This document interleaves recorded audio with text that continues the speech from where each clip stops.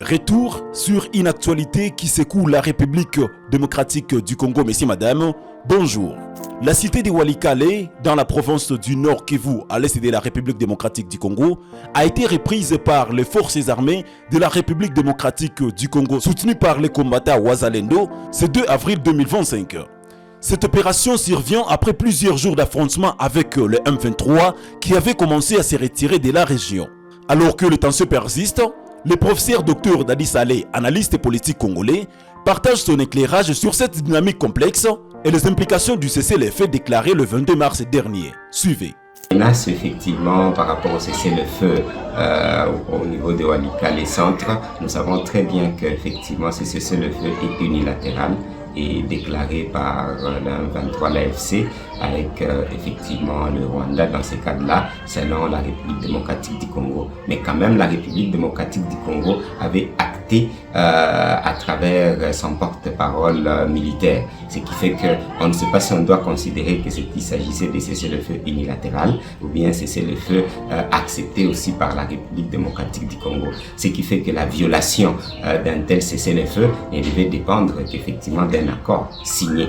Or, accord signé, à ma connaissance, il n'y a pas. Même si on doit considérer Doha, qui a parlé de cessez-le-feu globalement, et là, c'était avec le Rwanda, entre la RDC et le Rwanda, et non avec le M23 entre guillemets. Ce qui fait que c'est maintenant que des négociations apparemment sont en cours entre la RDC et la M23, l'AFC et le Rwanda dans ces cadres-là à Doha. Donc, on est un peu dans une confusion par rapport effectivement au respect ou non d'un cessez-le-feu qui était unilatéral. Ce qui nous renvoie à penser effectivement que, écoutez, on ne peut pas rompre un cessez-le-feu qui n'existe pas. Il existe un cessez-le-feu unilatéral. Donc, est-ce que le Wazalendo aurait pris Walikale centre et les repositionnements effectivement du M23 à AFC autour exactement de Walikale en disant qu'effectivement que si il s'avérait que ce cessez-le-feu est compromis,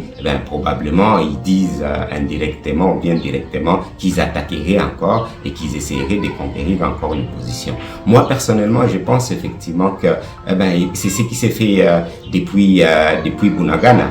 Depuis toutes les positions, ce sont des négociations, mais en même moment, les M23, l'AFC avec le Rwanda ne sont jamais arrêtés à essayer de gagner des positions. Et même là où nous parlons, ils continuent à essayer de gagner des positions, à se repositionner. Ce n'est qu'une politique de polichinelle. Donc je pense effectivement qu'il ne faut pas que la République démocratique du Congo soit assez naïve pour considérer que le M23 ne se repositionnait pas déjà. Nous savons que le M23 s'est repositionné effectivement pour essayer d'aller conquérir Kisangani et aller vers le Maniema. Tout dépendait de leurs priorités qu'on ne connaît pas effectivement, mais qu'on pouvait les sentir.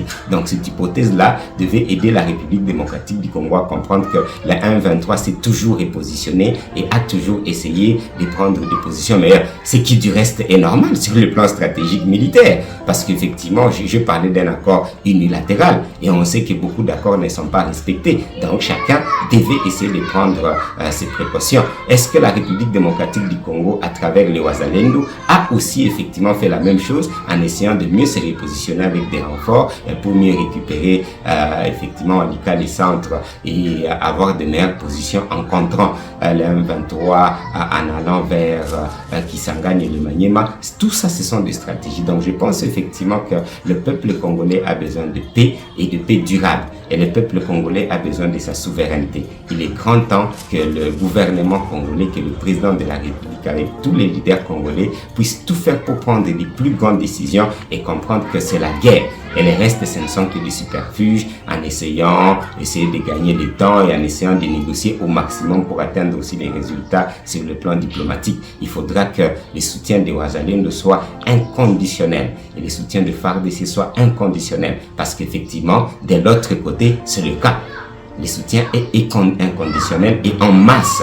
Dans ce cadre-là, quand on prend les renforts pour prendre Goma, les renforts pour prendre Bukavu, les renforts pour essayer d'aller vers Kisangani en maintenant des positions, c'est des milliers de militaires qui se renforcent et se positionnent matin, midi, soir. Ça ne s'est jamais arrêté. Donc selon moi, il s'agit des stratégies militaires des uns et des autres et à chacun de prendre de meilleures stratégies militaires pour gagner la guerre. Nous voici à la fin de cette actualité d'aujourd'hui, messieurs, dames. Merci de l'avoir suivi et surtout, portez-vous bien.